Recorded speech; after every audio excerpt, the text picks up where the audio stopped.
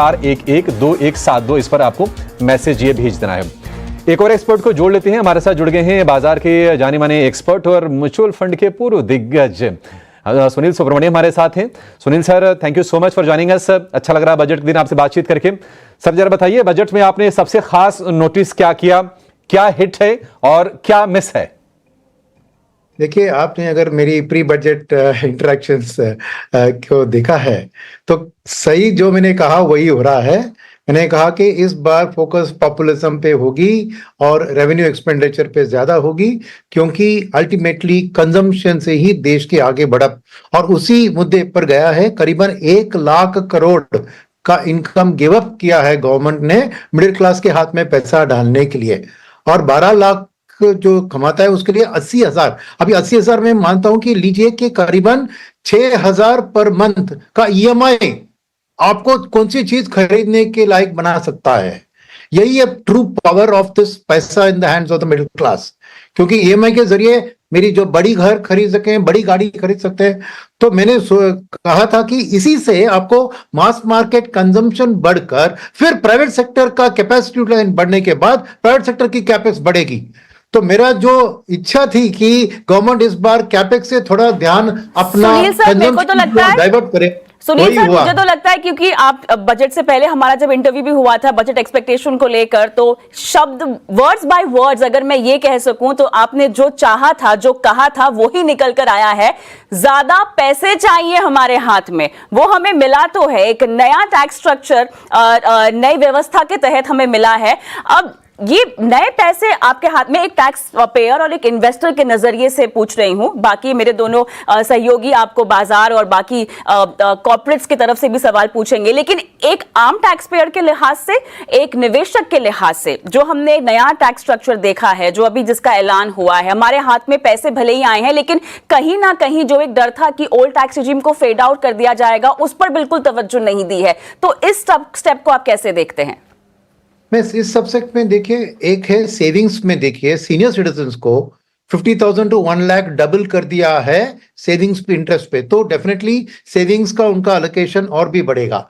Second, लोगों के हाथ में जैसे मैंने कहा 12 लाख में 6,000 हाथ में है, तो थोड़ा कंजम्पशन की ओर जाएगा, थोड़ा सेविंग्स की ओर। तो मेरे ख्याल से यहां से म्यूचुअल फंड की जो एसआईपी की बुक है वो 26,000 के लेवल से 30-35,000 आसानी से इस साल के अंदर पहुंच सकती है। तो ये पॉजिटिव है इंडिविजुअल का सेविंग्स के लिए और इंडियन की कंजम्पशन के लिए, दोनों के लिए पॉजिटिव है। और खास करके सेंटिमेंट, क्योंकि हर साल लोग देखते हैं कि बजट से मैं क्या करूं अगले साल के लिए, और नाराज हो जाते हैं जब कोई टैक्स में रिलीफ नहीं आती है।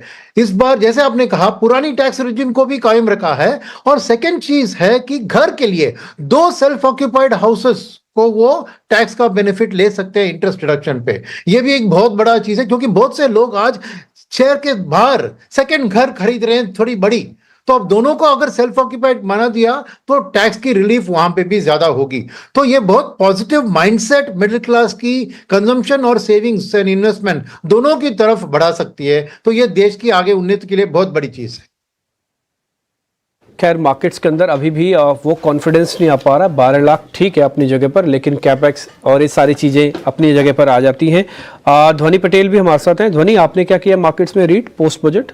जी बिल्कुल टिम्पी जी, डेफिनेटली बजट के अंदर जिस हिसाब से यहाँ पे कंजम्पशन के खेमे के अंदर हमें देखने को मिल रही है बाइंग, बट उस हिसाब से ब्रॉडर मार्केट जो है यहाँ पे इंडेक्स के अंदर हमें बाइंग एक्शन जो भी अभी देखने को मिल नहीं रहा है।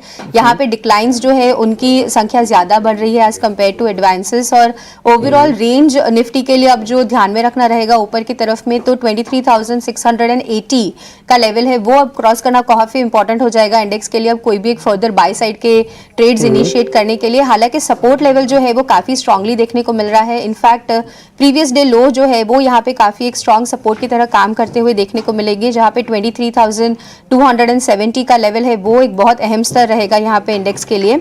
कुछ दिनों तक यहाँ पे डेफिनेटली एक रेंज बार कारोबार देखने को मिल सकता है, और बाइंग एक्शन जो यहाँ पे देखने को मिल रहा है वो सिलेक्टिव सेक्टर्स में दिख रहा है। मेरा काउंटर जो स्पेसिफिक अभी पसंद आ रहा है वो है जोमैटो का काउंटर। जोमैटो में अगर हम देख रहे हैं तो चार्टिकल स्ट्रक्चर वाइज यहाँ पे ब्रेकआउट देखने को मिल रहा है। ऑन द हायर साइड 240 से लेके 248 के टारगेट्स यहाँ पे देखने को मिल सकते हैं। नीचे की तरफ आपको स्टॉप लॉस जो है वो 217 का लगा के रखना होगा। ठीक है, जल्दी जल्दी मैं रचित से 2 सवाल ले लेता हूँ। रचित, जरा कैंपस चेक करना, आज लेदर को लेकर काफ़ी अनाउंसमेंट्स हुई हैं, कैंपस कितना बढ़िया चलेगा?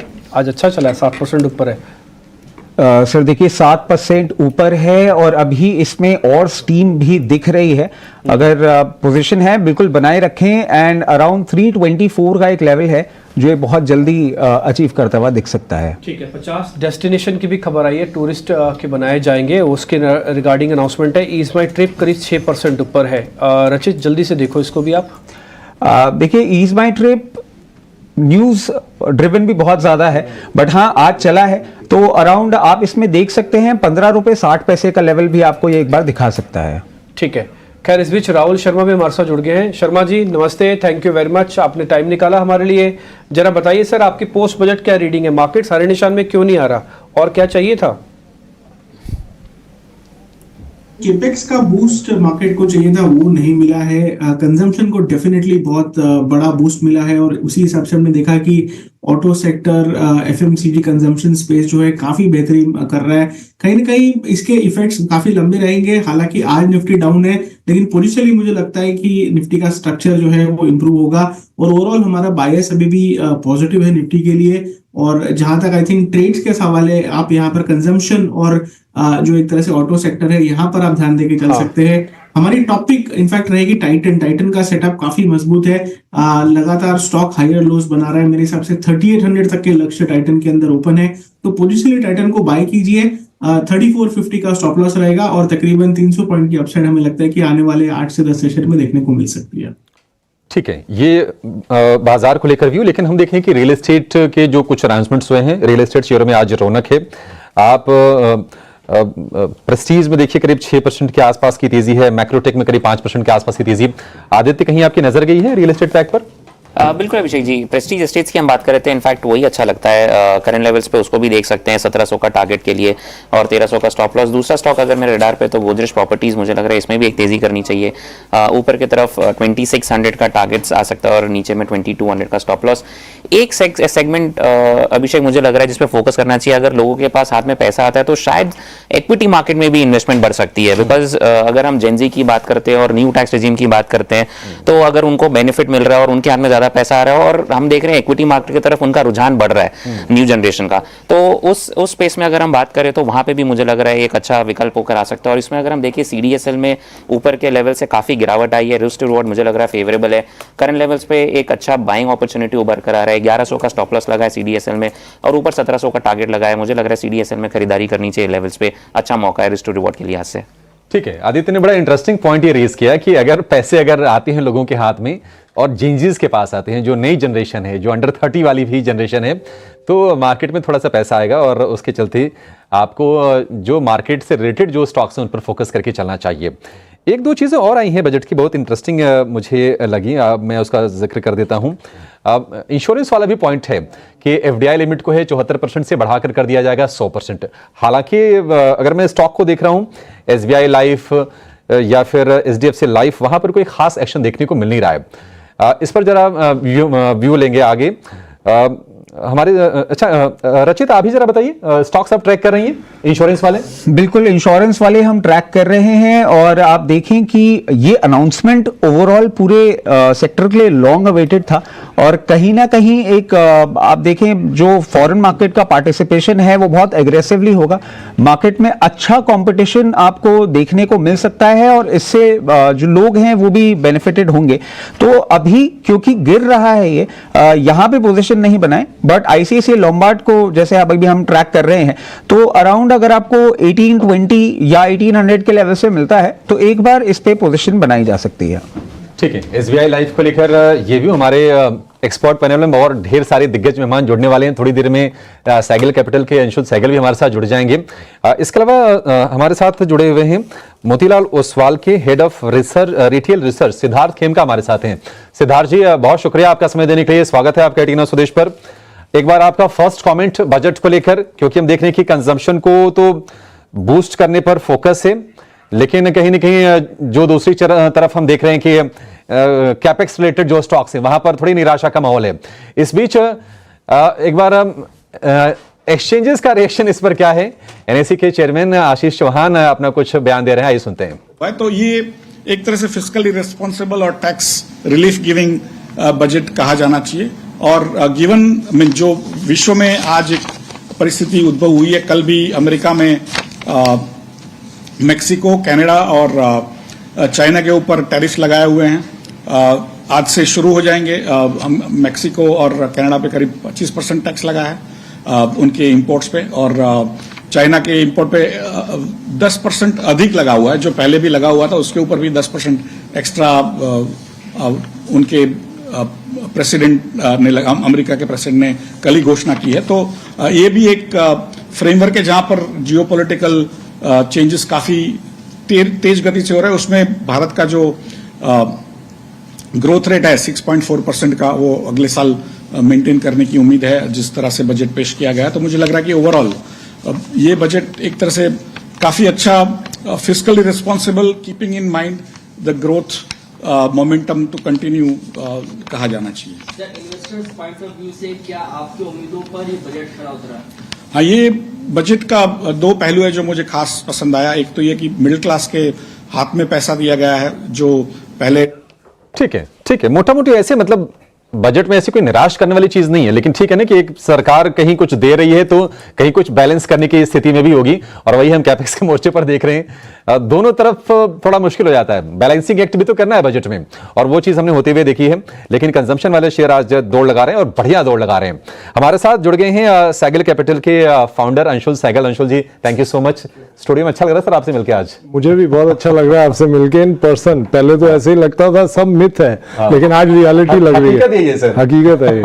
सर बताइए कैसा लग रहा है बजट आपको, और सबसे अच्छा क्या लगा उससे शुरुआत कर ली, थोड़ा हमारा कॉन्फिडेंस बूस्ट हो।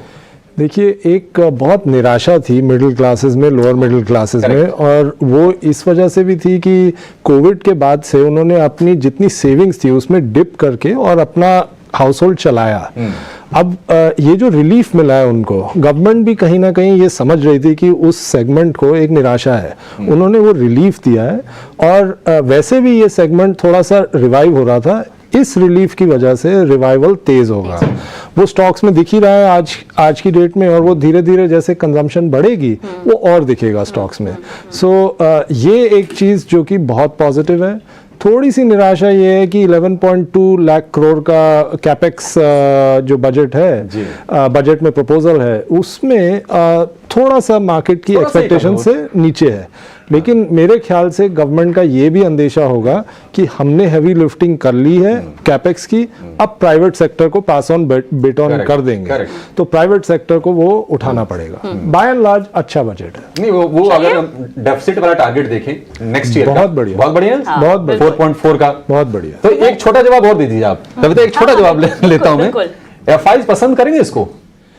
देखिए, एफआईआईज को एक इवेंट से उनको कुछ लेना देना जनरली होता नहीं है। उनको लॉन्ग टर्म इंडिया की ग्रोथ अगर दिखेगी और हमारा फिस्कल टारगेट ऐसा होगा कि हमारी करेंसी स्टेबल रहेगी, अगर वो ये दो चीजें देखेंगे तो वो ऑटोमेटिकली इंडिया पे इंटरेस्ट लेंगे। और मुझे ये लगता है कि एफआईआईज ने सस्ते में बेचा है, महंगे में खरीदेंगे। चलिए, सहगल साहब की बात को हम आगे ले जाते हैं, और रोहित भी हमारे साथ जुड़े हुए हैं। और रोहित, इसी सवाल को मैं आपके सामने भी रखना चाहती हूँ। हालांकि एफआईआईज के पास वापस आने के लिए बहुत सारे फैक्टर्स हैं जो उनको कंसिडर करने होंगे, और जैसे कि समझाया सहगल साहब ने कि कोई एक लौता फैक्टर उसके लिए जिम्मेदार नहीं हो सकता है।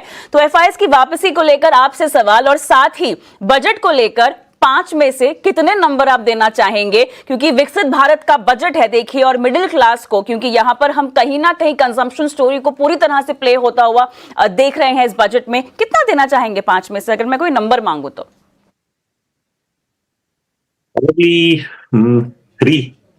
3 नॉट बैड। 3 कहा ना आपने? 5 में से, 10 में से नहीं, 5 में से, 5 में से नहीं, हमारा मीटर जो है 10 का करता है। अच्छा 10 का भी बोल दीजिए, तो मैं 8 समझ लूं 10 में से, कि 9 कि 9.5? तो 7 आउट ऑफ 10 मैं बोलूंगा। चलिए, फिर भी नॉट बैड। बताइए क्या क्या चीजें पसंद आई आपको, और अगर आपने सुना सहगल साहब को तो एफआईआईज के सवाल पे भी जवाब दीजिएगा। तो एफआई का तो मामला बहुत बहुत पुराना है एंड शायद एक ही तरीका उनको स्टिमुलेट करने का है कि आप उनके जो विथहोल्डिंग टैक्सेस हैं उनको गायब कर दें, क्योंकि बहुत ही ब्रॉड बेस्ड आइडिया है, बट अगर आप फॉरेन इन्वेस्टर्स से मिलते हैं उनके कई इन्वेस्टर्स का एक मेन पॉइंट क्या होता है कि वो उन देशों में पैसा लगाना चाहते हैं जहां पे उनको टैक्स फ्री हो जाए, और वो फ्रीडम जब हटा दी जाती है तो वो फ्लोज कहीं ना कहीं काफी कम हो जाते हैं। आप नोट करेंगे कि कई सालों तक एफआई के फ्लोज जो हैं भारत की तरफ काफी फ्लैट हो गए हैं। तो उसको बैलेंस करने का एक ही तरीका है कि आप एफडीआई को एनहेंस करें, जो कि इस साल काफी कम हो चुका है, और उस डायरेक्शन में मेजर्स शायद बहुत ज्यादा नहीं थे, थोड़े बहुत मिसिंग है, तो उसी के लिए मैंने कुछ अंक शायद कम किए हैं। फोकस पूरा एक तरफ रहा है कंजम्पशन पे, उसका कहीं ना कहीं, और फिस्कल डेफिसिट को मेंटेन करने का।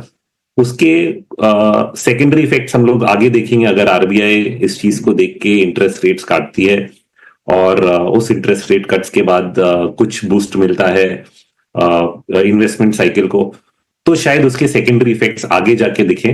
But it's a little early, थोड़ा जल्द है ये चीज बोलने के लिए। आरबीआई शायद कुछ करे भी या नहीं करे, उसका इम्पैक्ट करेंसी मार्केट पे भी आता है, और वो चीज भी एफआईएस को इम्पैक्ट करती है। तो कई जो इश्यूज हैं सब के सब रिजॉल्व नहीं है, और इसलिए वो अंक कम हो जाते हैं। बट एक जगह पे फोकस रहा है, और वो चीज हमें सिर्फ सामने दिख रही है, और वो सिर्फ कंजम्पशन की एरिया पे है, क्योंकि वो इमीडिएट इम्पैक्ट है।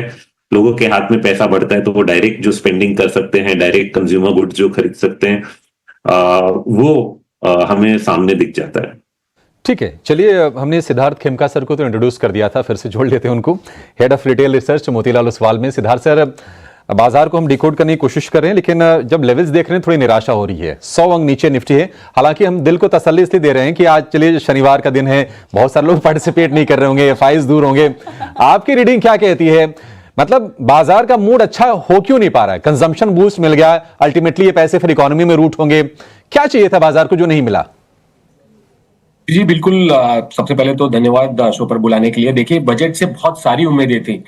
जो हम कहते हैं ना कि वी वांट एवरीथिंग, हमें केपेक्स स्पेंडिंग भी चाहिए था, हमें कंजम्पशन बूस्ट भी चाहिए था, और हमें फिस्कल डिसिप्लिन भी चाहिए था। So that is a very difficult step. और अगर आप देखें पिछले कुछ दिनों में ऑलरेडी मार्केट है ना, बहुत सारा ये जो पॉजिटिव्स है इसको ऑलरेडी डिस्काउंट करके चल रहा था। तो मुझे लगता है थोड़ा बहुत यहाँ पर प्रॉफिट बुकिंग भी आया है, because specially on the capex front, on lot of these जो सेक्टर्स हैं, रेलवे, डिफेंस, जो स्पेंडिंग है वहां पर इन लाइन विद एक्सपेक्टेशन है। तो मुझे लगता है कि इसके वजह से थोड़ा बहुत प्रॉफिट बुकिंग आया है।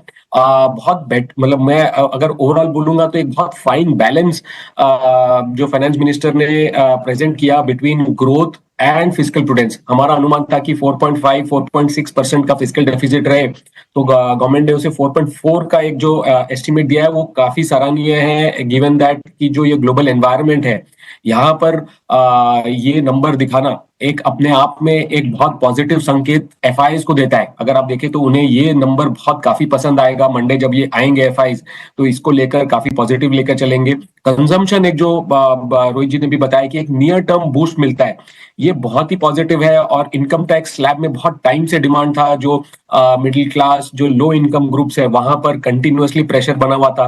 तो मुझे लगता है कि ये एक काफी पॉजिटिव स्टेप होगा। जो डिटेल्स फाइनेंस मिनिस्टर ने कहा कि अगले हफ्ते वो detail new tax bill present करेंगे, मुझे लगता है और डिटेल्स मिलेंगे और जिसको लेकर मार्केट पॉजिटिविटी लेकर चलेगा। इसमें एफडीआई बढ़ाने का सरकार ने फैसला किया है, 74% से बढ़ाकर 100% करने का फैसला किया है, लेकिन इंश्योरेंस स्टॉक्स टूट गए आज। 6% SBI life, 5% HDFC life, PB fintech जैसा शेयर भी टूट रहा है, जिसके लिए शायद आगे मौके बढ़ने वाले हैं।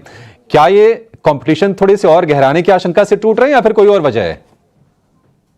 करवाया था एक बार संजीव बसिन जी को, मैंने बोला अपने टीचर आप है, आप इनसे विशेष ले लो आप। वो भी मैंने आपसे करवाया था। हाँ, तो वो भी हुआ है। अच्छा ठीक है, हम शायद अखाड़ा की देखिए तैयारी हो रही है। कविता, अखाड़े की तैयारी हो रही है, वहां से शुरू होने वाला अखाड़े में। रेफरी साहब हमारे डिम्पी कालरा वहां मौजूद हैं। थोड़ी देर में हम अखाड़े में जाएंगे, कुश्ती की शुरुआत करेंगे, ट्रेडिंग वाली कुश्ती की। लेकिन सिद्धार्थ जी जरा बताइए, इंश्योरेंस वाले शेयर क्यों टूट रहे हैं आपके हिसाब से? मुझे तो लगता है कि ये जो एक स्टेप डेफिनेटली एक पॉजिटिव डेवलपमेंट है। ये लॉन्ग स्टैंडिंग डिमांड था इंश्योरेंस कंपनीज का कि एफडीआई बढ़ाया जाए, तो इससे बहुत आज मुझे लगता है कि प्रॉफिट बुकिंग आया है थोड़ा बहुत। जैसा आपने बोला कि थोड़ा कंसर्न और कंपटीशन, ग्लोबल कंपटीशन से मुझे लगता है कि